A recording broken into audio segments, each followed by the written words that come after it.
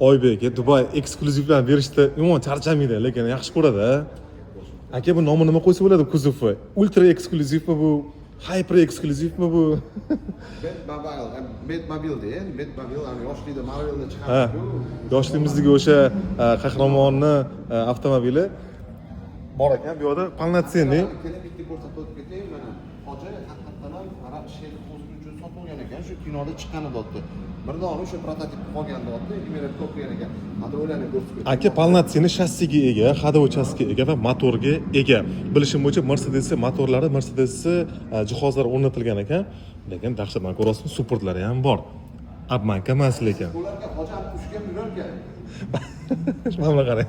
Xolasangiz Mabodoga, u kim yoqmayotgan bo'lsa haydaveringiz bo'ladi ustiga qarab.